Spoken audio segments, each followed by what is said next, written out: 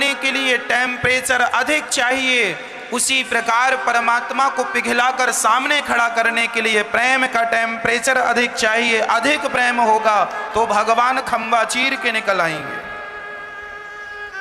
हम लोगों को भगवान क्यों नहीं मिलते?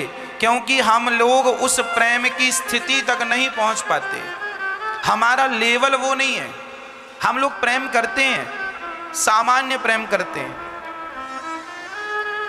प्रेम क्या है कि जब अपने प्रियतम के बिना ना रोटी अच्छी लगे, ना जीवन अच्छा लगे। मीराबाई का प्रेम कैसा था? मैंने मीराबाई के बारे में पढ़ा, सुना गुरुजनों से, तो बताया गुरुजनों ने, और पढ़ा जब मैंने तो पता चला कि मीराबाई जब सोती थी तो सोती कम थी, रोती ज़्यादा थी। मेरे कृष्ण कहाँ हो, कब आओगे, कृष्ण कब मिलोगे, मेरे तो केवल कृष्ण कृष्ण। इतना प्रेम, मिलने की इतनी व्याकुलता थी, इतनी व्याकुलता थी, जैसे गाय अपने बछड़े से मिलने के लिए ना बिल्कुल तड़पती है। हाँ, यदि यदि यदि गाय के बछड़े को आप खूंटे से बांध दोगे ना और उसे चाटने नहीं दोगे ना, तो वो हो सकता है अपना खूंटा ही तोड़ दे अपने बच्चे के पास जाने के लिए। खींचती है अपने बच्चे की और बार बार खींचती है। आप गाय का बछड़ा, अभी शाम हो गई है, अभी दूध नहीं दुहा गया गाय का, अभी बच्चे ने दूध नहीं पिया गाय का, और गाय चर के आ गई है और आपने उसे बांध दिया है और अब उसे हरी हरी घास डालो, गाय घास नहीं खाएगी। उसे तुम कुछ भी पिलाओ नहीं पिएगी। कब तक? जब तक वो अपने बछड़े को चाट नहीं लेगी, जब तक वो अपने बछड़े को दूध नहीं पिला देगी। यदि बछड़ा दूर है और यदि समय से नहीं आया तो गाय उसकी तरफ खिंचती है, यदि खूंटा मजबूत है तो रम्हाती है, बार बार बछड़े की ओर देख कर रम्हाती है, माँ माँ माँ ऐसा पुकारती है। जैसे एक गाय की व्याकुलता बछड़े के लिए है, उसी प्रकार जब तक एक भक्ति की व्याकुलता भगवान के लिए नहीं होगी तब तक भगवान की प्राप्ति संभव नहीं है। सामान्य प्रेम से भगवान तुम्हें संसार का सुख दे सकते हैं। सामान्य तापमान से लोहा गर्म हो सकता है, पिघल नहीं सकता। सामान्य प्रेम होगा आपके भीतर भगवान के प्रति, तो इस प्रेम से तुम्हें क्या मिल जाएगा? पैसा मिल जाएगा, धन धान्य मिल जाएगा, पद मिल जाएगा, प्रतिष्ठा। भगवान तुम्हें लॉलीपॉप पकड़ाते रहेंगे। ये मान बढ़ाई पद प्रतिष्ठा जो है, जिसके पीछे लोग मरते हैं, महाराज बहू के बेटा हो जाए, बहू की बेटी हो जाए, धन हो जाए, पैसा हो जाए, नाम हो जाए, इज्जत हो जाए, लोग यही मांगते हैं। ये लॉलीपॉप है। एक माँ जब अपने बच्चे को गोद से उतारती है ना, तो माँ उस बच्चे को लॉलीपॉप पकड़ा देती है। बच्चा लॉलीपॉप चाटने लगता है, खाने लगता है, और माँ उतार के अपना काम कर लेती है। माँ बड़ी चतुर होती है। माँ बच्चे को गोद से उतारना चाहती है ना, लॉलीपॉप पकड़ा देती है, वो खाने लगता है, चूसने लगता है, और माँ जाकर काम करने लगती है। उसी प्रकार जब कोई भगवान के लिए रोता है तो भगवान देखते हैं ये लॉलीपॉप से मान रहा है कि नहीं।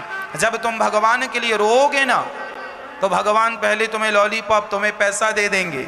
ऐसा तो नहीं कि पैसे में उलझ जाए, पैसा देंगे, और फिर भी तुम पैसा पाके पैसे को हाथ ना लगाए, फिर भी रोए, तो भगवान तुम्हें मान बढ़ाई ज्ञान दे देंगे। वेद पुराणों का ज्ञान हो जाएगा स्पर्श से भगवान के। ये सब लॉलीपॉप है, ईश्वर का दिया हुआ।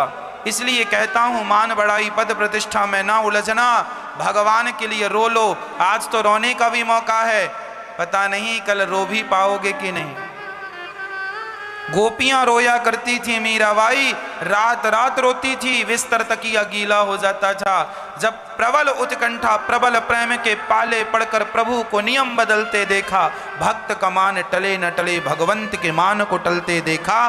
भगवान अपने भक्त के लिए अपनी प्रतिज्ञा भी तोड़ने को तैयार है। भगवान मिलते हैं, लिखा है।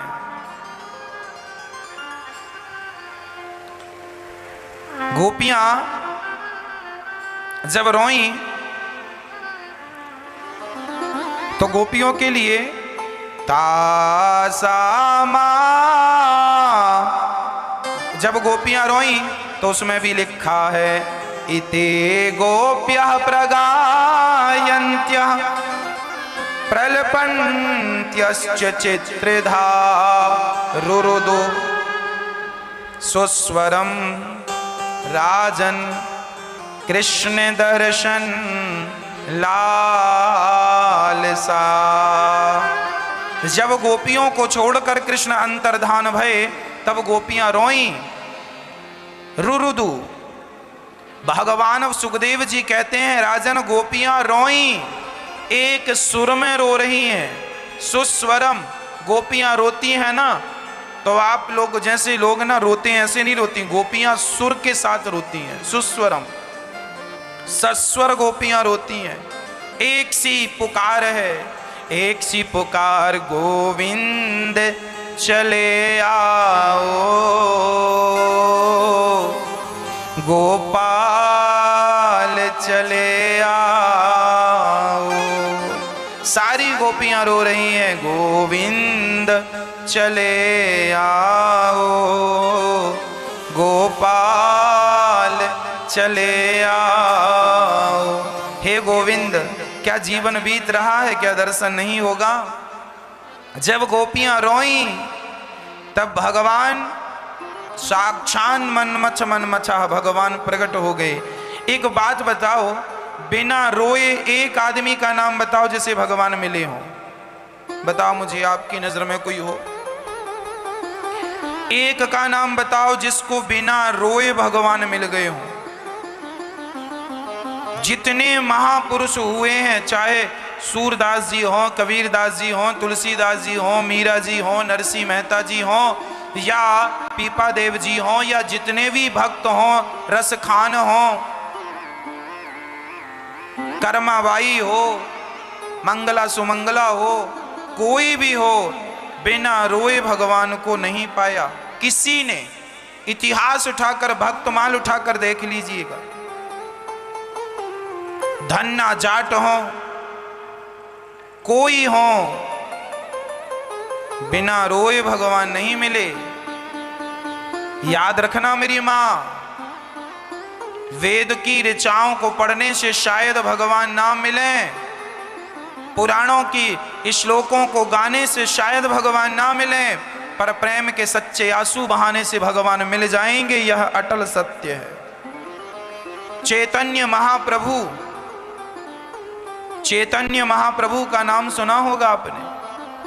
चैतन्य महाप्रभु इतना प्रेम करते थे जगन्नाथ जी से, इतना प्रेम करते थे कि चैतन्य महाप्रभु जब जगन्नाथपुरी गए और उन्होंने जगन्नाथ जी को देखा तो उनके हृदय में इतना प्रेम था, उनकी आंखें सदा गीली रहा करती थी, सूखती ही नहीं थी।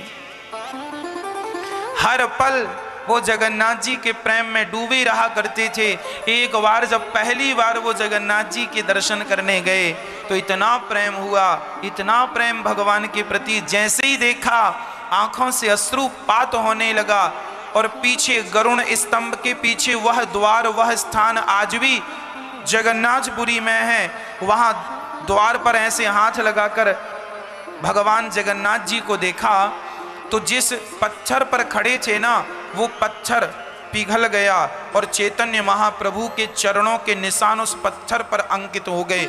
आज भी जगन्नाथपुरी के मंदिर में आज भी वो चरण चिन्ह चैतन्य महाप्रभु जी के आज भी हैं, हमने अपनी आंखों से देखा। और जिस पत्थर पर उन्होंने उंगली रखी वह उंगली उनकी पत्थर में धंस गई, अर्थात उंगली के निशान आज भी उस पत्थर पर हैं। वहाँ पर जगन्नाथपुरी कभी जाएं तो यह निशान जरूर देखें। यह क्या है? अरे भगवान का दर्शन सबने किया, पर चैतन्य महाप्रभु जैसे प्रेम से दर्शन तो केवल चैतन्य महाप्रभु ने ही किया। तो देखना, बिहारी जी को हमने कई बार देखा, पर किस प्रेम से तुमने देखा? उनको देखते समय क्या आंखों में आंसू आए? क्या हृदय पिघला? क्या सिसक सिसक के हम रोए? अरे भगवान के लिए जैसे एक माँ अपने बेटे के लिए तड़पती है, जैसे कि लोभी अपने धन के लिए तड़पता है, जब तक वह तड़प एक भक्त के अंदर नहीं आती तब तक भगवत प्राप्ति नहीं हो सकती।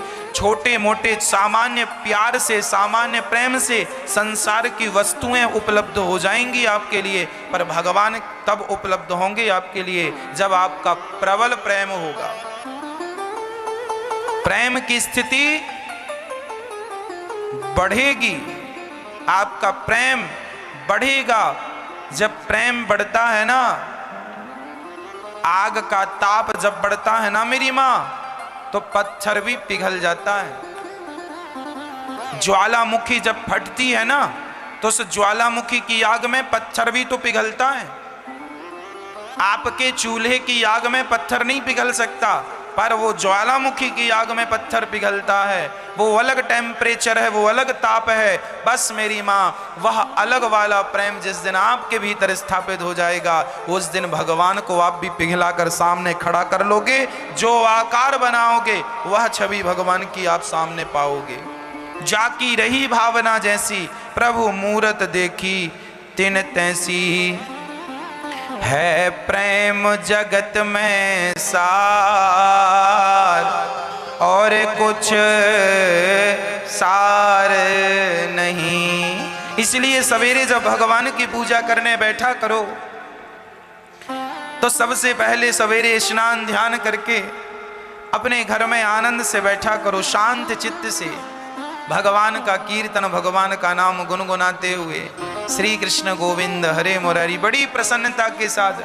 एक थाली पर जब पूजा करने जाओ तो पहले ताली बजाओ, ताली बजा के फिर मंदिर का पट पर्दा खोलो, और पर्दा खोल कर फिर आपके घर में लड्डू गोपाल जी है ना, शालिग्राम जी है, पहले भगवान जब लेटे हों, रात को तो आप भगवान को सुलाते हैं कि नहीं, सुलाते हैं ना, तो सवेरे डायरेक्ट उठाया ना करो, पहले उनके पांव दबाया करो, थोड़ा प्यार किया करो। जैसे बच्चा को जब माँ जगाती है ना, तो पहले गुदगुदाती है, प्यार करती है, खिलाती है, फिर उठाती है। ये नहीं डायरेक्ट हाथ पकड़ के उठा के बिठाल दिया, ऐसे में बच्चा रोएगा।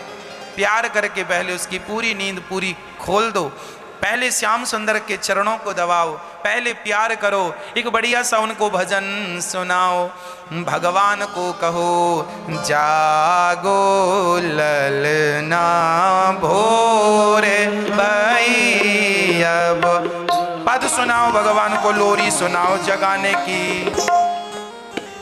जागो ललना भोरे भई, अब जागो ललना भोरे भई। अब पंछी बोले रात गई, अब पंछी बोले रात गई।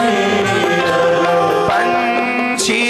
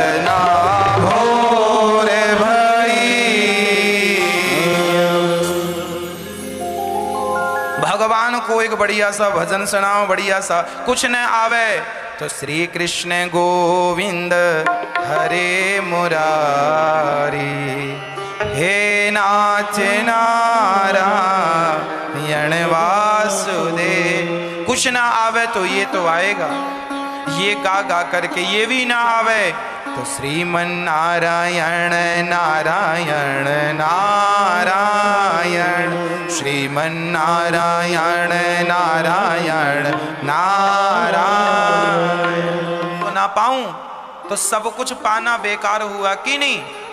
सच्चा ज्ञान वही है जो ज्ञान भगवान का दर्शन करा दे।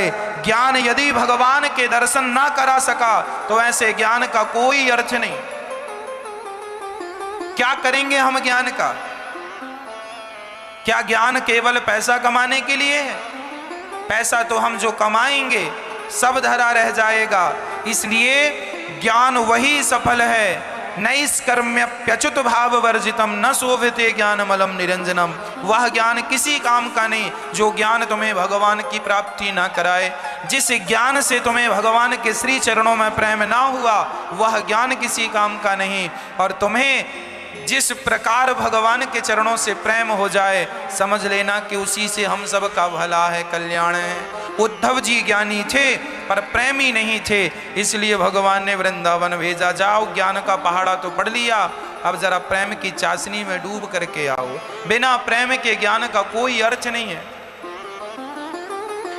यदि ज्ञान ज्यादा आ जाए ना तो अधिक ज्ञान हमें पागल बना देता है। विद्या विवादाय धनम मदाय शक्ति परेशान परिपीडनाय खलस्य साधो विपरीतमेतद् ज्ञानस्य ज्ञानाय दानाय च रक्षणाय। यदि गलत आदमी को ज्ञान मिल गया तो वह ज्ञान का सिर्फ दुरुपयोग करता है, और वही ज्ञान सही व्यक्ति को मिल गया तो वह अपने ज्ञान से समाज का कल्याण कर देता है। गलत आदमी के पास यदि बल आ गया तो वो अपने बल का दुरुपयोग करता, किसी को भी मार देता। गलत आदमी के हाथ में यदि पैसे आ गए तो वो पैसे का दुरुपयोग करता है, और वही पैसा आप जैसे अच्छे लोगों के हाथ आ जाए तो आप अपने हाथों से दान पुण्य करके उसे भी बढ़ाते हैं और अपना पुण्य भी बढ़ा लेते हैं। हाँ, तो सही व्यक्ति के पास सही ज्ञान सही शक्तियां होनी चाहिए, नहीं तो परेशान कर देते हैं। आशा महो चरण रेणु जो श्याम हम श्याम वृंदावने किमपि गुल्मलतौषधीना।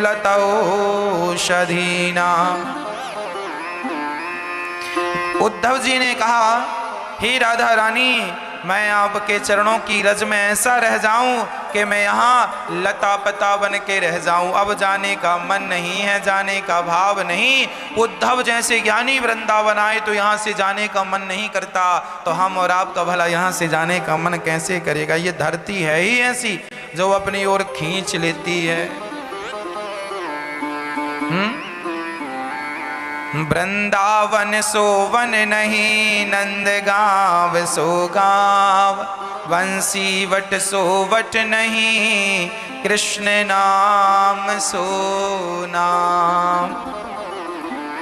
उद्धव जी जब गए तब ब्रज रज में लौटकर भगवान ने अपने हृदय में वृंदावन का दर्शन कराया, और उद्धव जी के अहंकार जो ज्ञान का था वह नष्ट हुआ। और भगवान उद्धव जी के लिए ही वृंदावन उन्हें भेजे थे, ताकि उनके माध्यम से भगवान सबको यह बता सकें कि मुझे ज्ञान नहीं, मुझे प्रेम पसंद है। भगवान को ज्ञान नहीं, भगवान को तो प्रेम पसंद है।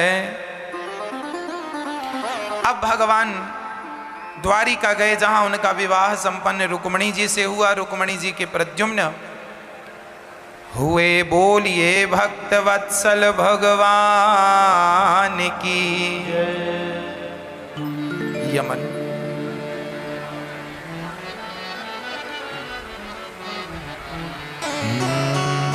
आसीत् सत्राजितः सूर्यो भक्तस्य परमः सखा। सूर्य भगवान के एक भक्त रहा करते थे। भगवान के अन्य विवाहों का प्रद्युम्न का रति से विवाह हुआ। अब भगवान के अन्य विवाहों की हम आपको चर्चा सुनाते हैं। भगवान का पहला विवाह रुक्मणी जी से हुआ, और दूसरा विवाह सत्यभामा। दूसरा विवाह जाम्बवंत की बेटी जाम्बवती।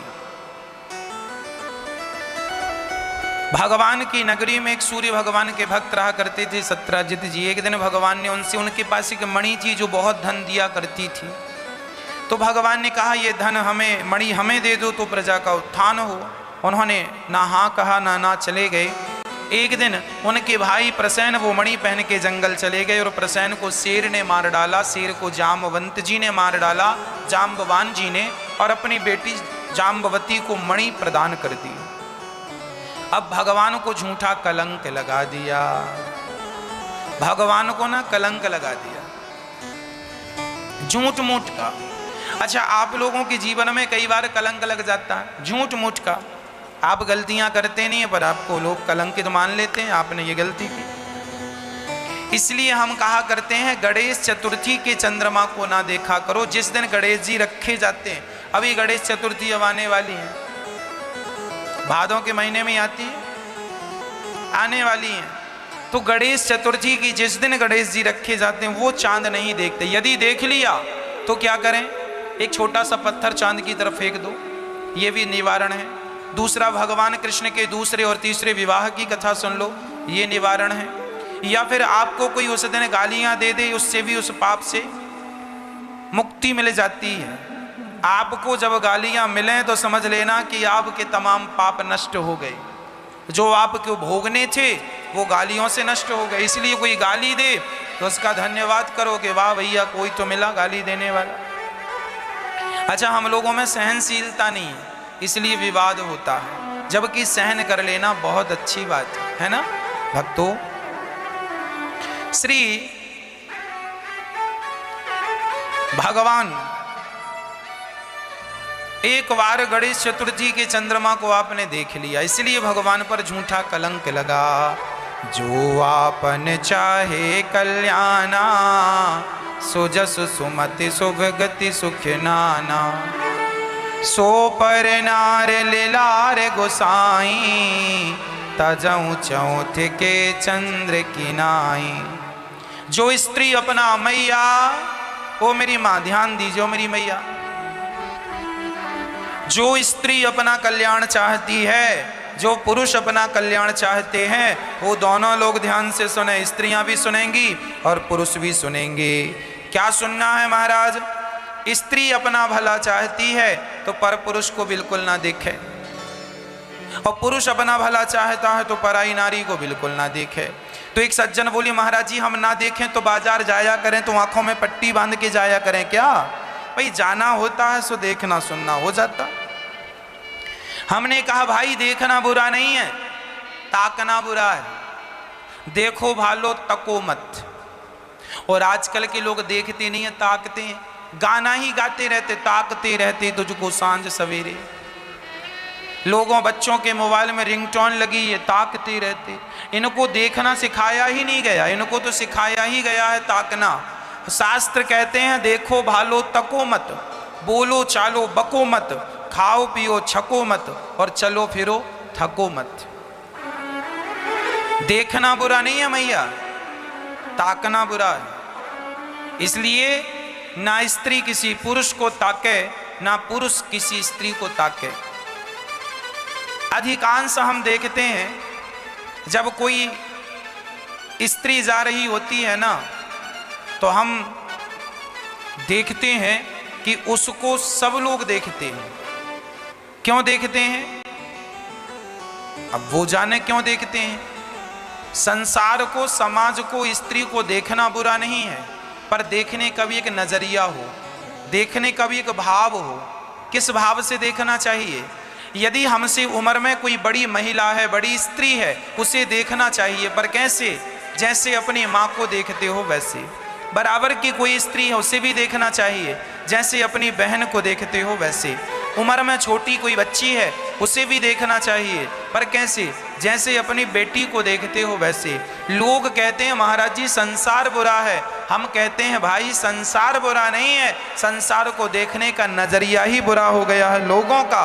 नजरिया बुरा होने से संसार बुरा सा लगता है। संसार बुरा नहीं है, यही संसार राम के जमाने में भी था, यही संसार कृष्ण के जमाने में भी था, और यही संसार तुम्हारे और हमारे जमाने में भी है। फर्क इतना है कि उस जमाने का नजरिया कुछ और था, इस जमाने का नजरिया कुछ और है। अच्छा ये बताओ, जमाने से हम हैं या हमसे जमाना है? हमसे जमाना है या जमाने से हम हैं? जमाने से हम नहीं है, हमसे जमाना है। लोग कहते हैं जमाना बुरा है। भाई जमाना बुरा है यदि, तो जमाना भी तुमसे ही है। तुम ही बुरे होगे तो जमाना भी बुरा होगा, तुम ही अच्छे होते तो जमाना काहे को बुरा होता। इसलिए हम अपनी दृष्टि सुधारें, अपना दृष्टिकोण सुधारें, अपना नजरिया सुधारें, हम संसार को सुधारने ना चलें। देखो जी, दर्पण जो होता है ना, वह ज्यों का त्यों बता देता है कि आपके मुंह में कहाँ दाग धब्बा है, कहाँ क्या नहीं है। आप गोरे हो तो आपका दर्पण आपको गोरा ही बताएगा, और काले हो तो आपका दर्पण का काम है बताना, सुधार करना आपका काम। अब दर्पण आपने देखा आपकी नाक में काला काला कुछ लगा है, तो आपने दर्पण में देखा, तो दर्पण में जो चित्र दिख रहा उसका हटाने से नहीं हटेगा, आप अपना हटा लीजिए तो दर्पण में जो प्रतिबिंब है उसका अपने आप हट जाएगा। ये संसार दर्पण है, ये संसार क्या है? आईना। और हम वही हैं जो आईने को देखते हैं। हम अच्छे होंगे तो संसार अच्छा होगा, हम अच्छे हैं तो दर्पण हमें अच्छा ही कहेगा, हम अच्छे हैं तो संसार हमें अच्छा ही कहेगा, और हम बुरे हैं तो दर्पण भी कह ही देगा ना कि यहां दाग लगा है, क्योंकि आप में लगा है।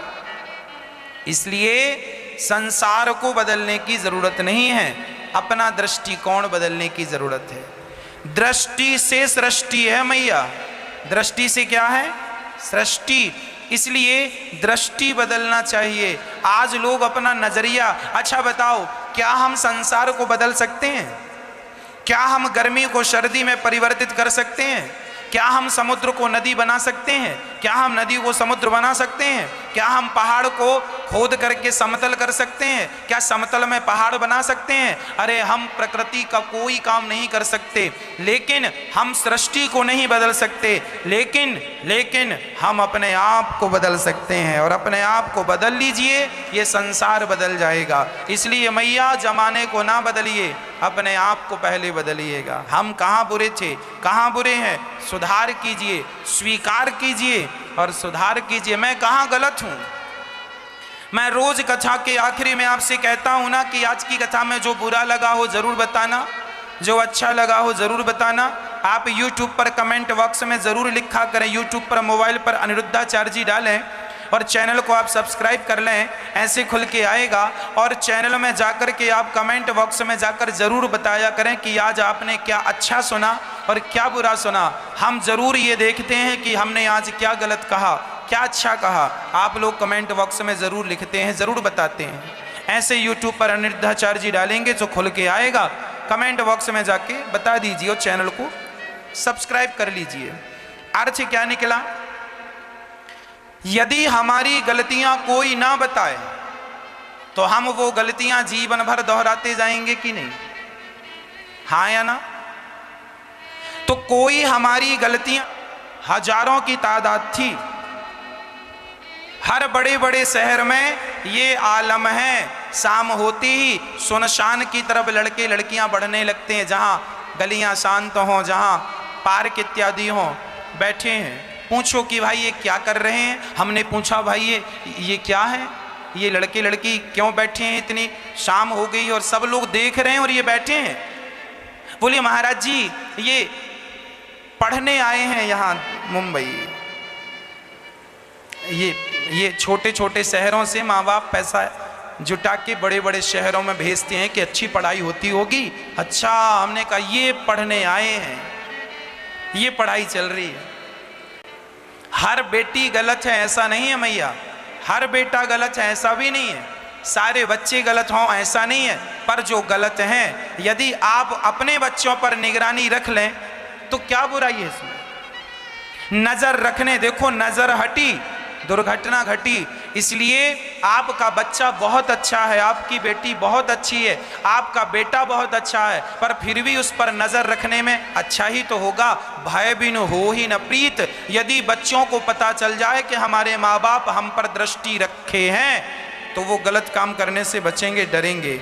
और यदि माँ बाप का कोई भय नहीं है तो बच्चे, छोटे छोटे बच्चे, उन्हें ज्ञान थोड़ी है कि प्यार क्या होता है। एक लड़की लड़के से प्यार कर लेती है, प्यार व्यार तो जहां तहां रह जाता है, उनका चरित्र पहले बिगड़ जाता है, चरित्र बिगड़ जाता है और फिर परिणाम जीवन भर चरित्र से हाथ धो करके और फिर जीवन भर जीना पड़ता है। हम जमाने से मुंह फेर सकते हैं, हम जमाने को समझा सकते हैं, हम जमाने को झूठ बता सकते हैं कि हम सही हैं, पर आप अपने आप से नजरें जब मिलाएंगे तो क्या आप अपने आप से नजरें मिला पाएंगे यदि आप गलत हैं तो? इसलिए जमाने से क्या डरना है, अपने आप को भी तो बताना पड़ता है ना कि मैं कितना सही और मैं कितना गलत हूं। अपने आप को जब आप बताएं तो आप सिद्ध हो, सही गलत सिद्ध ना हो जाए अपने आप में। इसलिए आत्मनिरीक्षण किया करो, आत्मचिंतन किया करो, आत्म मंथन किया करो, मैं कितना सही हूं और मैं कितना गलत हूं। बुरा जो देखन मैं चला, बुरा न मिलिया कोई, ये आत्म मंथन की चर्चाएं हमारे संत जन कह रहे हैं। इसलिए मेरी माँ हर बच्चे पर, आजकल के बच्चों को आपने देखा होगा, इनका मोबाइल जरा कोई ले ले, आप जरा अपनी बेटी से कहना वो अपना मोबाइल आपको दे, आप जरा अपने बेटे से कहना मोबाइल दे, और जरा उसके मोबाइल की गैलरी में जाकर देखना, सब चीजें स्पष्ट हो जाएंगी।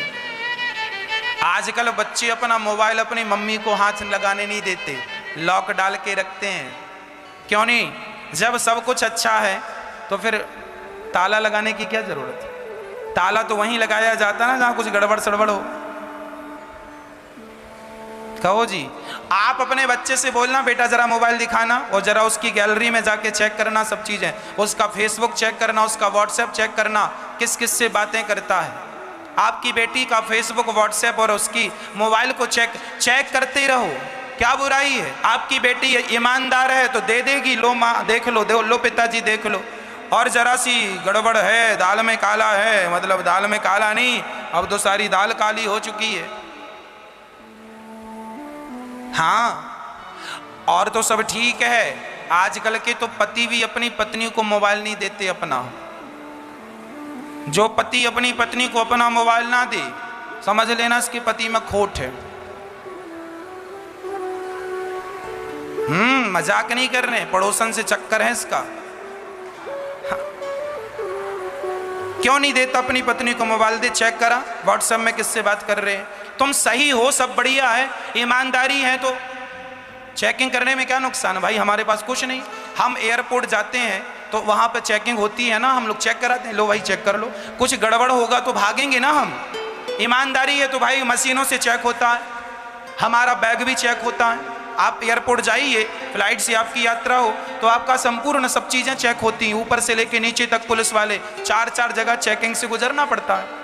हम साफ हैं, हम अच्छे हैं तो हमें कोई फिक्र नहीं, साहब चेक कर लो, 10 बार चेक करो। वो गलत हैं तो फिर हमें पसीना आएगा।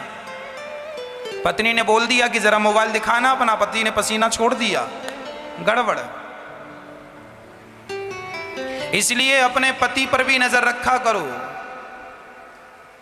पति का भी मोबाइल चेक करते रहा करो, कहाँ बातचीत चल रही है। बहुत दिन के लिए ना चेक करोगे ना तो इसकी चालू हो जाएगी। मैं हर, क्षमा करना पति लोग नाराज ना हो, हर पति की बातें नहीं है, नहीं पति लोग हम पे चढ़ाई करना शुरू कर दें।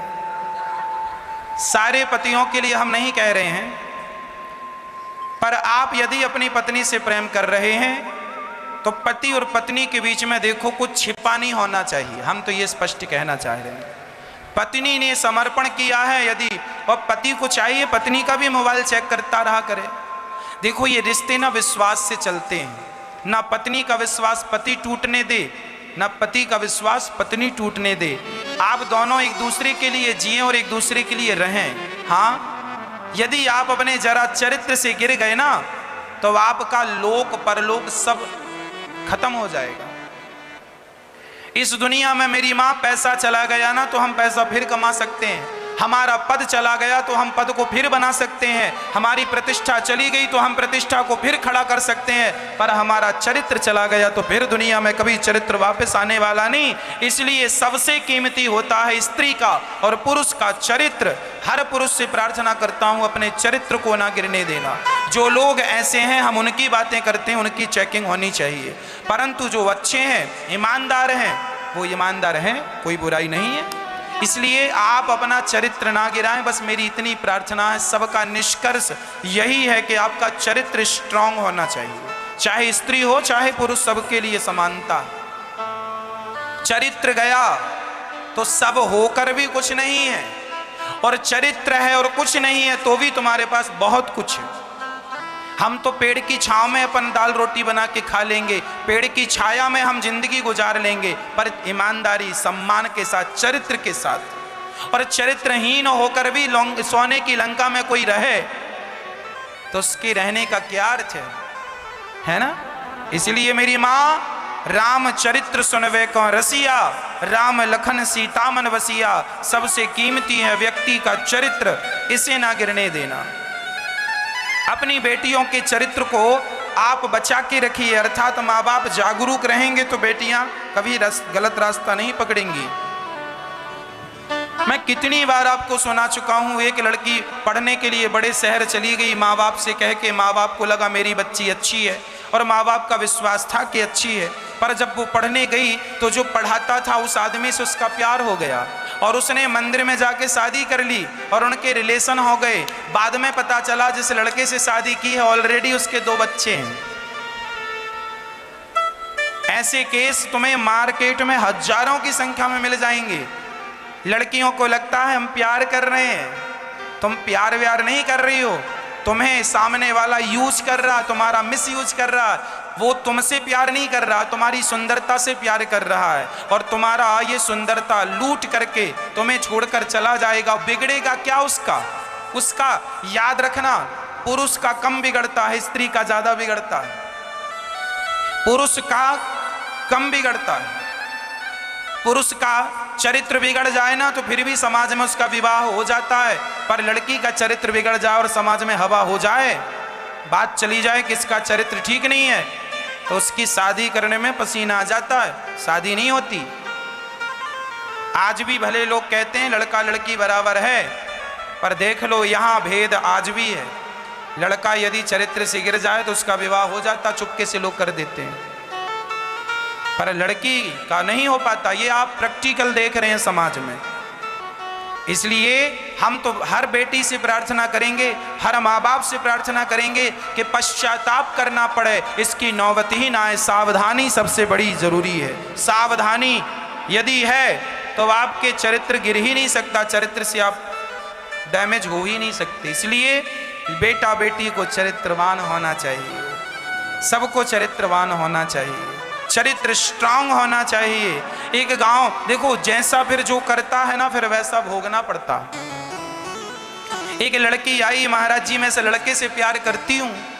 लड़का बोला महाराज मैं इस लड़की के बिना रह नहीं सकता, प्यार करता हूँ। हमने कहा भाई करता है जो हमें क्यों कह रहा है? बोले महाराज जी हमारे मम्मी पापा जरा राजी नहीं है, आप बात करो तो हम दोनों का विवाह हो जाए। हमने कहा मम्मी पापा क्यों राजी नहीं है? बोले मम्मी जरा इस लड़की को पसंद नहीं करती। हमने कहा ये बता, जब मम्मी तैयार नहीं है तो फिर विवाह करके फायदा क्या? सारी जिंदगी किटकिट होती रहेगी घर परिवार में, आप आनंद से जी ना पाओगे। इसलिए माँ बाप जहाँ कह रहे हैं वहाँ उनकी मर्जी से विवाह करो, मनमानी ना करो, सुखी ना रह पाओगे। ना महाराज जी मैं तो विवाह करूँगा इसी लड़की से। मैंने कहा फिर तेरी माँ का क्या होगा? बोले मैं माँ को छोड़कर दूसरे शहर में घर बना लूँगा। हमने उस लड़की की तरफ देख कर कहा देख रही है बहन, जो लड़का अपनी जन्म देने वाली माँ को छोड़ सकता है वो तुझे जो 4 साल पहले मिली है तुझे कभी भी छोड़ सकता है। जो अपनी माँ का ना हो सका वो तेरा क्या होगा? और लड़कियां उल्टा सोचती हैं, लड़की को लगा अरे हमारे लिए माँ बाप को छोड़ दिया, बहुत प्यार करता है। ये लड़कियां उल्टा सोच लेती हैं, बड़ी भोली होती है ना नारी जात,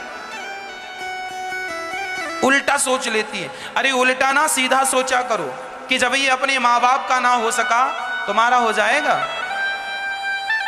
इसके चक्कर में ना आना, अपने आप को संभाल के रखो।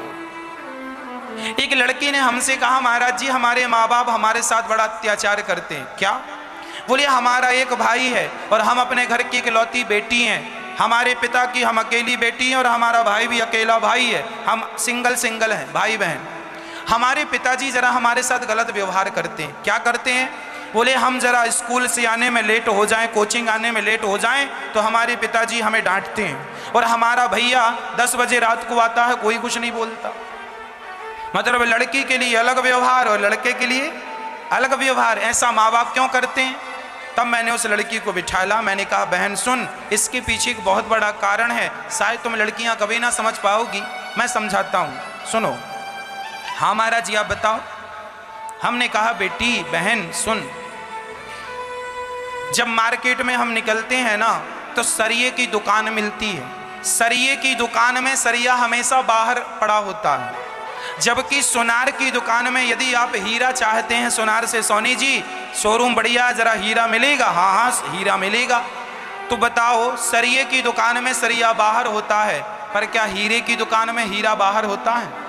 हीरा अंदर होता, अंदर नहीं, अंदर के अंदर तिजोरी, तिजोरी के अंदर छोटी सी डिब्बी, उसमें लाल कपड़ा पहुंच करके रखता है, हीरे को संभाल कर रखा जाता है। सरिये को संभालने की जरूरत नहीं है। सरिया का यदि मूल्य घटेगा, सरिया में जंग लग जाएगी, एक बारिश पड़ गई सरिया पर जंग लगेगी तो 2 रुपए कम बिकेगा, लोहे का नुकसान होगा तो 2 रुपए कम बिकेगा, इससे ज्यादा क्या नुकसान होगा? 5 रुपए कम बिकेगा। 70 रुपए किलो है तब 65 रुपए बिक जाएगा, 5 रुपए कम बिकेगा। परंतु हीरा यदि टूट गया, हीरा यदि एक बार टूट गया, स्क्रैच आ गया, तो फिर वह बिकेगा ही नहीं। कौन खरीदेगा? टूट गया, बिखर गया हीरा कौन खरीदेगा? हमने कहा मेरी बहन, लड़के जो होते हैं वो सरिया होते हैं, यदि ये 2 बजे यदि ये लेट आ रहे हैं तो चलेगा, पर तुम हीरा हो, इसलिए माँ बाप तुम्हें संभाल कर रखते हैं कि लड़का की यदि कीमत कम भी हुई तो 2 रुपए कम होगी, पर लड़की का एक बार जीवन यदि चरित्र बिगड़ गया, किसी ने छेड़छाड़ दिया, परेशान कर लिया, तो उसका तो सारा जीवन नष्ट हो जाएगा। इसलिए तुम हीरा हो, तुम 2 कुलों की जिम्मेदारी अपने कंधे पर लेकर चलती हो, इसलिए माँ बाप को तुम्हारी ज्यादा फिक्र होती है। लड़के की फिक्र कम है, लड़की की फिक्र ज्यादा। और लड़की की फिक्र इसलिए भी, आज के समाज में, आज के जमाने में लड़कियां सुरक्षित कहाँ हैं? आप समाज में देखते हैं, रोज अखबार में न्यूज में सुनते हैं, छोटी छोटी बच्चियों के साथ दुष्कर्म हो जाता है। फिर कितनी है, तब तो एक रावण था, तब एक ही था रावण और एक ही थी सीता, अब हर गली में रावण सीता चुरा रहा है। कलयुग तो आज उल्टी गंगा बहा रहा है। इसलिए कहता हूँ भारत की प्यारी बहना, तुम सावधान रहना, पापी भी हाथों अपने राखी बंधा रहा है, कलयुग तो आज उल्टी गंगा बहा रहा।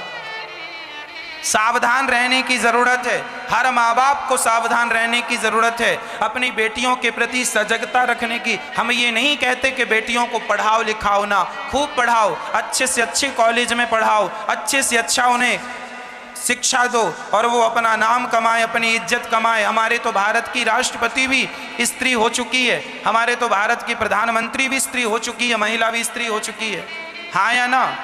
तो हमारे यहाँ तो नारी का सम्मान है, उस पद तक पहुँचिए जहाँ सारी दुनिया आपका सम्मान करे। नारी सम्मान होती, नारी का जब सम्मान होता है ना वो बहुत अच्छी लगती है, पर नारी का जब अपमान होता है तो वो अच्छी नहीं लगती। हम तो चाहते हैं कि समाज में, देश में नारी का सम्मान बढ़े, इसलिए ज़रा सावधानी रखने में नुकसान बिल्कुल नहीं है, हाँ या ना?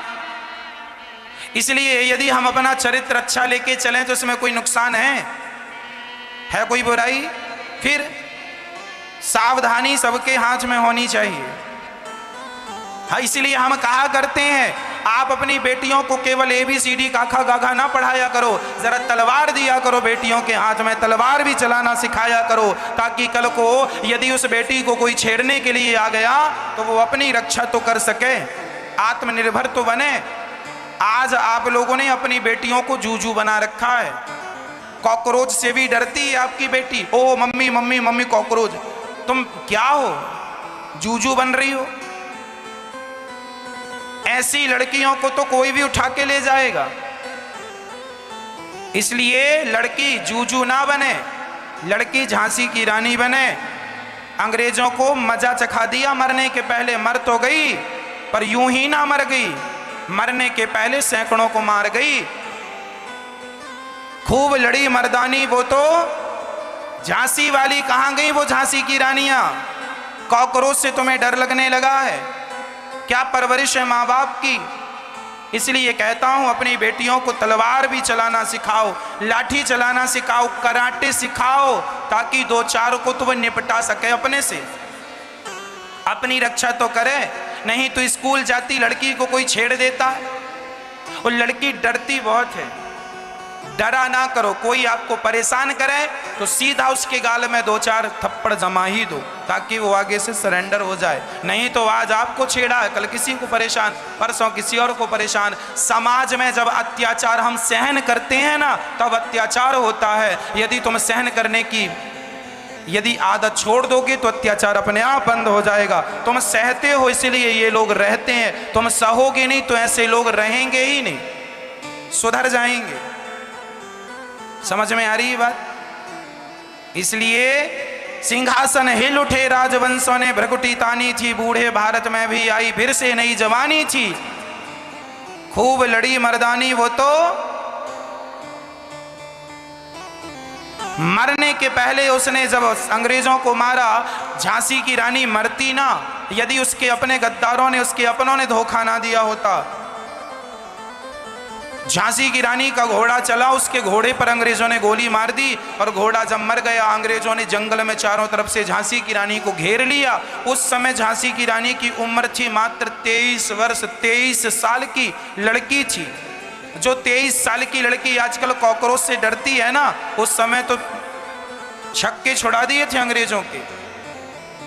झांसी की रानी जब घोड़ा मर गया और अब कोई उपाय नहीं बचा, घिर चुकी अंग्रेजों से, तब एक जंगल में महात्मा की कुटिया थी, उसकी घास अपने ऊपर डाल के आग लगा लेती है।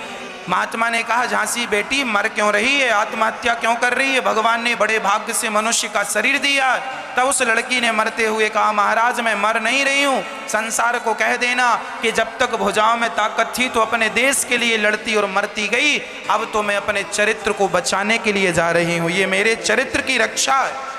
अभी तक मैंने देश की रक्षा की अपनी भुजाओं से, और अब मैं अपने चरित्र की रक्षा करने जा रही हूं। मर जाना अच्छा है मेरी मां, पर चरित्र बिगाड़ के समाज में जिंदा रहना अच्छा नहीं है। एक गांव में, इसलिए कहा करता हूं बड़े प्रेम से अपने जीवन में आनंद पूर्वक रहा करो, अपनी पत्नी में मस्त रहो, अपने पति में मस्त रहो, अपने बच्चों के साथ खुश रहो। जो तुम्हारी कमाई है 1000, 2000, 10,000, 50,000, लाख, जो ईश्वर दे रहा उसमें प्रसन्न रहो। हम ताका झांकी ना करें उनके क्या है उनके क्या नहीं है, हमें क्या करना। हम अपनी कमाई में, अपने बच्चों में, अपने परिवार में मस्त रहें।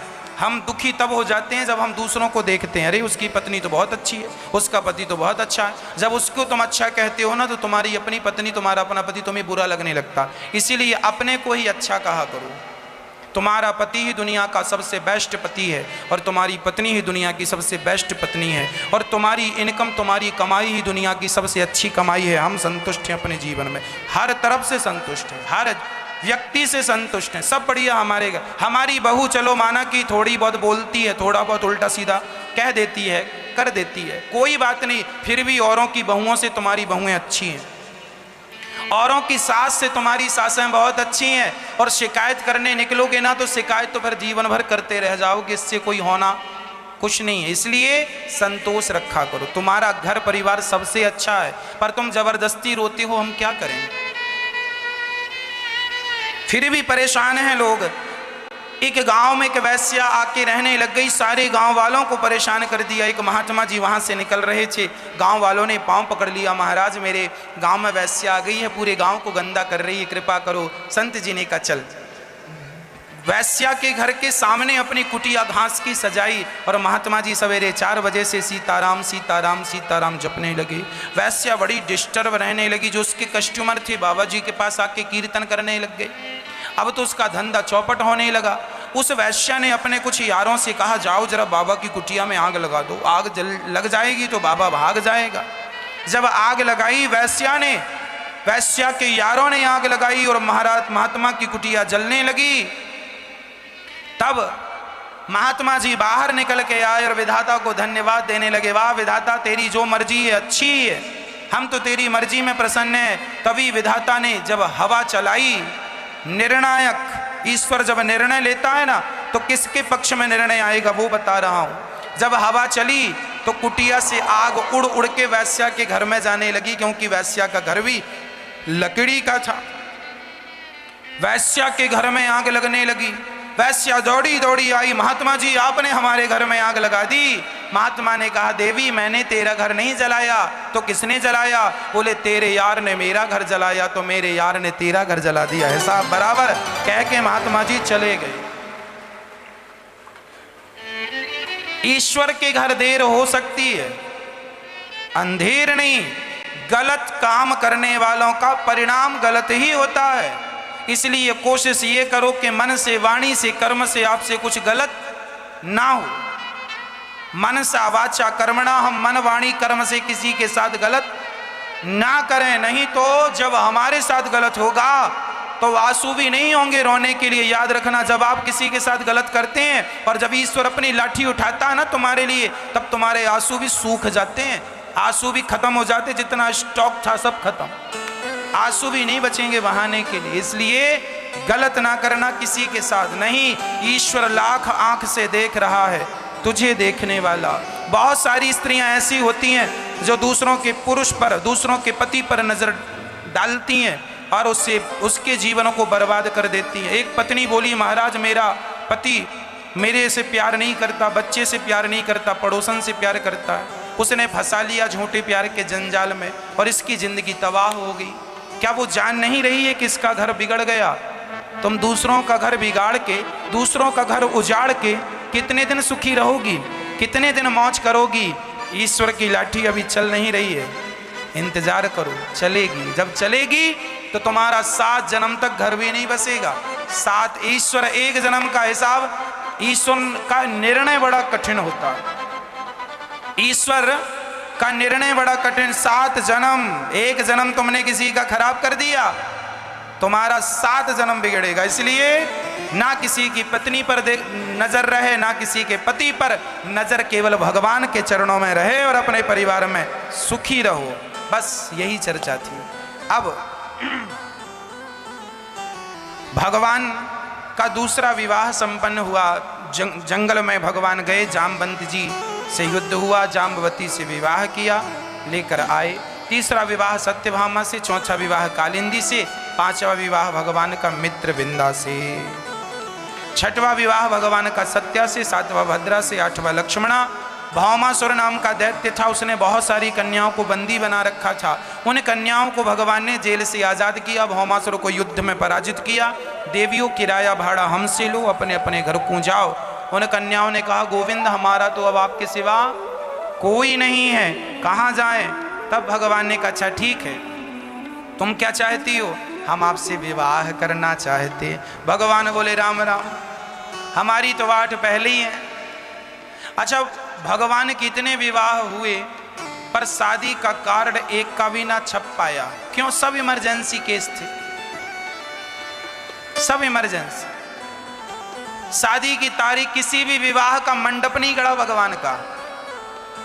खेलने कूदने गए हैं तो वहां छोरियां मिल गई, लेके आना पड़ा। अब कहां मंडप गड़ाने की फुर्सत है? एक दिन भगवान अर्जुन के साथ टहल रहे थे, खा के भोजन पचाने निकले थे, चलो यमुना जी के किनारे। तो वहां यमुना जी मिल गई। अर्जुन ने कहा, तुम कौन हो? बोले, कृष्ण की पत्नी।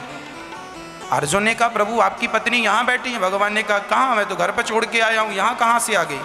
यमुना जी हाथ जोड़ के, प्रभु मैं आपको पति के रूप में चाहती हूँ। तो तुरंत वहाँ से बांधे ले आए साथ में। अब कहाँ वहाँ फुर्सत रखी है कि मंडप गड़ाओ और हल्दी चढ़ाओ? तुरंत चट मंगनी झटपट विवाह। ऐसे भगवान के 8 तो हो चुके हैं और 16,100 पत्नियां और तैयार हमसे विवाह कर लो। भगवान बोले 8 ही अभी घर में, कर लोगी विवाह। उनने कहा या विवाह ना करना है तो फिर हमें जहर दे के मार दो, हम जिंदा रह के क्या करेंगी। अब हमें कोई स्वीकार नहीं करेगा, क्योंकि इस राक्षस, इस दुष्ट ने अपने जेल में हमें बंदी बना लिया है। अब हमें लोग स्वीकार नहीं करेंगे। इसलिए जिन्हें कोई स्वीकार नहीं करता, दरबार में बंसी वाले के दुख दर्द मिटाए जाते हैं, दुनिया के सताए लोग यहाँ सीने से लगाए जाते हैं। भगवान ने उन कन्याओं को स्वीकार किया और टोटल विवाह हो गए 16,108। इतने विवाह हो गए और फिर भी ठाकुर जी बांसुरी बजा के मुस्कुरा रहे हैं, और तुम एक करने के बाद भी बंदर की टाइप का मुंह बना के बैठ जाते हो।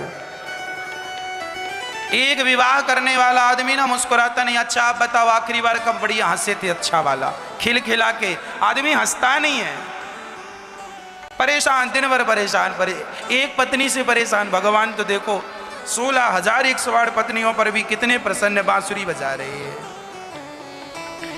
आपको ये लगने लगता है कि मैं पालन कर रहा हूं सबका, इसीलिए आप चिंता में आ जाते, टेंशन में आ जाते हैं। हमेशा ये भाव रहे कि सब कुछ भगवान का है, सब कुछ भगवान, और पालनहार कौन है? स्वयं भगवान पालन कर रहे हैं। सब अपने अपने भाग्य का खा रहे हैं। मेरे भाग्य में आज जितनी रोटियां थी मैंने खाई, आपके भाग्य में जितनी थी सो आपने खाई। कल भी हम और आप वही खाएंगे जो ईश्वर खिलाएगा। हम अपनी मर्जी से तो पेट भी नहीं भर सकते, इसलिए हमेशा भगवान की मर्जी से चलना चाहिए। अच्छा, भगवान अपनी पत्नियों के साथ ना बड़ी हंसी मजाक के साथ रहा करते हैं। आपके पति आपके साथ हंसी मजाक करते हैं कि नहीं? हाँ या ना? ये जिंदगी ना मुस्कुराने के लिए मिली है। जिंदगी में जिंदगी का राज पाना चाहिए, जिंदगी में जिंदगी को मुस्कुराना चाहिए। हंसा करो मैया, अपने पति की तरफ देख के हंसा करो, अपने पत्नी की तरफ देख के हंसा करो। हंसने से क्या होगा? आप खुश रहेंगे, प्रसन्नता रहेगी, अच्छा रहेगा, घर का माहौल हंसमुख रहेगा, आनंदमय रहेगा। अब पति बड़ा टेंशन में, बात ही नहीं कर रहा। सवेरे से पत्नी पीछे पीछे डोल रही, बात ही नहीं कर रहा। और पत्नी को आज पता नहीं क्या हो गया, पत्नी बात ही नहीं कर रही है, पता नहीं क्या हो गया, बात ही नहीं कर रही है, मुंह फुलाए घूम रही है।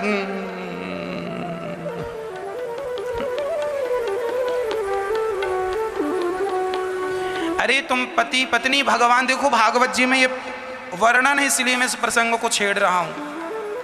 भगवान कृष्ण रुक्मणी से प्यार की वार्ता करते हैं, हंसाते हैं, हंसते हैं। गृहस्थी का यही सबसे बड़ा सुख है कि दोनों जन प्यार से हंसा मुस्कुराया करो, और हंसती मुस्कुराती लाइफ सबसे अच्छी होती है ना। 84 लाख योनियां हैं। आपने कभी बंदर को हंसते देखा? बंदर को ज्यादा देखोगे तो दौड़ेगा। बंदर को हंसते नहीं देखा, मुस्कुराते नहीं देखा। अच्छा, बकरी को आपने देखा हंसते मुस्कुराते? तो भैंस को देखा होगा, हाँ, चमगादड़ को देखा होगा, उल्टी लटकी हंसती रहती होगी। कोई नहीं हंसता 84 लाख योनियों में। केवल ईश्वर ने हंसने मुस्कुराने का अवसर मनुष्य को दिया है, इसलिए अवसर गवाओ मत। खूब हंस लो, खूब मुस्कुरा लो, खूब जी लो अपनी जिंदगी। मर जाओगे, हंस ना पाओगे।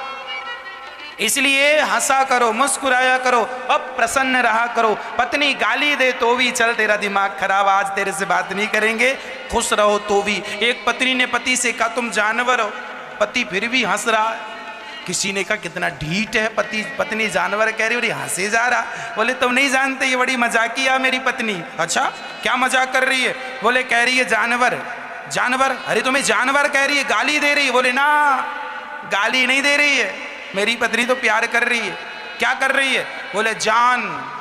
हाँ, वो मेरी जान और मैं उसका वर, बराबर जानवर।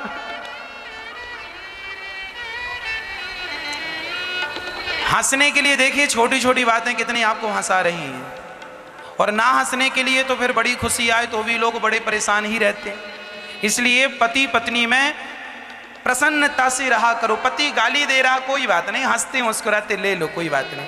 आज पति का मूड अच्छा नहीं है, कभी उसको हंसा दो, कभी पत्नी को हंसाओ और बड़े प्रेम से। जब आप हंसते मुस्कुराते रहते हैं ना तो आपका वातावरण अच्छा रहता है, फिर आपका मन पूजा पाठ में भी लगता है, फिर आपका मन सब काम में लगता है। आदमी प्रसन्न रहता है ना तो सब काम अच्छे होते हैं। और जरा प्रसन्नता नहीं हो ना, आज कोई टेंशन हो जाए तो फिर पूजा में भी मन नहीं लगता, कथा सुनने में भी मन नहीं लगता। इसलिए आपकी प्रसन्नता आपके हाथ है, इसलिए हर हाल में मुस्कुराया करो। इसलिए आपको हंसी ना आए ना तो भी थोड़ी थोड़ी देर में घी घी बोलते रहो। बोलो घी घी घी, भाई ऐसे करो घी घी घी घी, बोलो घी। जब आपको हंसी ना आए ना तो अपने पति की तरफ देख के कर लिया करो घी घी घी घी घी घी। थोड़ा सा स्माइल जरूरी है। अच्छा सास के सामने बहू हंसने लगे तो सास को चिंता हो जाती है, क्यों हंस रही है? तो सास की तरफ भी देख के हर 10 मिनट में घी घी, जोर से ना बोलना, नहीं सास बुरा मान जाएगी, कहेगी मुझे चिढ़ा रही है घी कह के। मन में कहना घी घी घी घी, देसी वाला घी, ताकि आपकी स्माइल, दांत दिखे आपके। दांत दिखाते रहा करो। पता नहीं आपने ब्रश कब से नहीं किया है, दिखाने से पता चल जाता है कि हाँ आज किया है आप लोगों ने। इसलिए देखो मैया, आदमी सारी जिंदगी कमाता है प्रसन्नता के लिए ही तो कमाता है। हम लोग जो भी करते हैं, आपने जमीन जायदाद खरीद ली किस लिए? प्रसन्नता के लिए। और इतना सब होने के बाद भी आपकी प्रसन्नता नहीं है तो फिर सब कुछ होना बेकार है। इसलिए जितना है उसमें प्रसन्न रहा करो, खुश। भगवान श्री कृष्ण मंदिर में बैठे मुस्कुरा रहे। एक मैया जी वृंदावन आई और वृंदावन में आके दुकान पर गई, भैया जी जरा गोपाल जी देना, लड्डू गोपाल जी। अच्छा कौन से? वो ये बगल वाले नहीं, वो ऊपर रखे, वो निकाल के दो। अरे ये और वो दोनों ही तो गोपाल जी हैं। वो क्यों? बोली इनमें जरा स्माइल कम है, वो जरा स्माइल ज्यादा है। तो आप भी जब भगवान जी खरीदती हो ना तो स्माइल वाले खरीदती हो ना मैया। जब भक्त को भगवान मुस्कुराने वाला चाहिए तो भगवान की भी शर्त है, मुझे भी भक्त वही चाहिए जो हर हाल में प्रसन्न रहता हो। हंसता हो तो मेरे लिए, रोता हो तो मेरे लिए, हंसना रोना उसके लिए हो। इसलिए हंसना हंसना हो, रोना हो तो भगवान की याद में रोया करो। ये दुनिया वालों के लिए रोने से कोई फायदा नहीं। हाँ जी, तो भगवान कृष्ण रुक्मणी जी से कह रहे हैं, सुनो तुमने हमसे विवाह क्यों कर लिया? तुम्हारा तो विवाह शिशुपाल से होना था, कर लेती, अभी भी कुछ नहीं बिगड़ा। भगवान ये बात तब कह रहे हैं जब 10 बच्चों के पिता बन चुके हैं, तब कह रहे हैं अभी भी कुछ नहीं बिगड़ा, जाओ अभी भी कर लो शिशुपाल से विवाह। रुक्मणी जी बेहोश होके गिर गई। तब संभाला भगवान ने। तब रुक्मणी जी ने कहा, प्रभु आपने कहा कि मेरे कोई माँ बाप नहीं है। सच्ची तो यह है कि जब आप ही सबके माता पिता हैं तो आपके भला माँ बाप कौन हो सकते हैं? आप जगत के पिता हैं, तो हमें वो माता च पिता। रुक्मणी की व्याख्या सुन के भगवान को लगा, वाह मेरी पत्नी समझदार है, पढ़ी लिखी है। अच्छा पतियों को कभी कभी पता चलता है कि उसकी पत्नी बहुत समझदार है, पर पत्नियां अक्सर समझदार होती हैं। पर पत्नियों की वैल्यू पति लोग जरा कम करते हैं, वो अपने आप को ही समझदार ज्यादा मानते हैं। कभी कभी ये लगता है हाँ मेरी पत्नी समझदार है, जब कभी मुसीबत में काम आ जाती है, अच्छा काम बहुत समझदार है। पत्नियां अक्सर समझदार ही होती हैं। पुरुष को बस उसकी वैल्यू करनी चाहिए, बस इज्जत करनी चाहिए। श्री भगवान ने वाणासुर का उद्धार किया और उषा से अनिरुद्ध का विवाह कराया। चित्रलेखा भी इसमें भूमिका निभाती हैं। और उसके बाद राजा नृग दान करते थे। क्या दान करते थे? गौदान। आप लोगों ने अभी तक गौदान किया कि नहीं? मरने के पहले गौदान जरूर कर लेना, क्योंकि जब आप मर जाओगे तब आपके बच्चे गौदान करेंगे। ऐसी गाय दान करेंगे, आज दान दिए कल मर जाएगी, बिल्कुल बुड्ढी खरीद के लाएंगे सस्ती वाली। इसलिए अपने हाथ से दान पुण्य करना सीखो। बच्चों के भरोसे कुछ ना किया करो, ना गौदान उनके चक्कर में पड़ो। करें बच्चे तो अच्छा है, पर तुम अपने हाथ से गौदान कर लो। गौदान करने वाला ही वैतरणी नाम के नरक को पार करेगा। पूंछ पकड़ के, ये वैतरणी नाम का नरक क्या होता है? जो आदमी झूठ बोलता है, कपट करता है, निंदा करता है, जो भी पाप वाणी से होते हैं, जो भी पाप वाणी से होते हैं, झूठ बोलने का, निंदा करने का, चुगली करने का, ये जो पाप वाणी से होते हैं, जो कि लगभग लोग दिन भर करते हैं, ये जो पाप वाणी से होते हैं, ये वाणी से किए हुए पाप हमें हमेशा वैतरणी नाम के नरक ले जाते हैं, और उस नरक से वही पार लग पाते हैं जिन्होंने जीवन में गौदान दिया हो। इसलिए राजा नृग ने इतनी गायों का दान किया कि उनकी गिनती कर पाना भी मुश्किल है। हजारों नहीं, लाखों नहीं, करोड़ों गौदान दिया राजा नृग ने। इसलिए आप करोड़ों ना तो एक गौदान तो कर लेना मरने के पहले। और दानम दुर्गति नाशनम, दान जरूर करना चाहिए। एक छोटा सा घर था, उस था एक प्रेम की अनुभूति थी, एक प्रेम की खुशबू थी।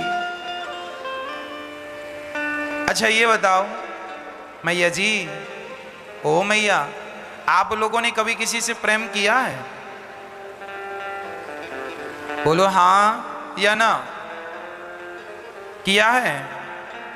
आज तक आप लोगों ने प्रेम किया है किसी से? यदि किया होगा तो आप जानते होंगे कि प्रेम क्या चीज है, क्या होता है प्रेम। इस धरती में आने के बाद चाहे लड़की हो चाहे लड़का हो, सबको प्रेम होता है, प्यार होता है। किससे? हर लड़की का और हर लड़के का पहला प्यार है उसकी माँ। क्योंकि जब हम छोटे थे तब हम अपनी माँ से बहुत प्यार करते थे। आप भी छोटे थे, अपने माँ से, छोटे बच्चे माँ से बहुत प्यार करते हैं।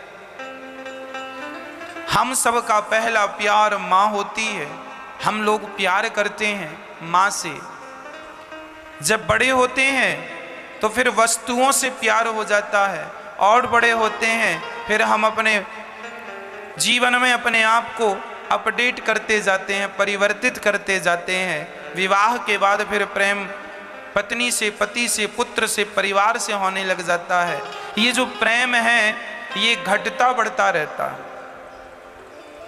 लेकिन प्रेम होता सबको है, किसी को ज्यादा किसी को कम। यदि आपने प्रेम करना जाना है तो जो प्रेम अभी वर्तमान में कर रहे हो, अच्छा अभी आपका प्रेम किससे है? आप बताओ, अभी वर्तमान में, प्रेजेंट में आपका प्यार किससे है? किससे? भगवान से। सही, सच मान लें, इस बात को लॉक कर दें।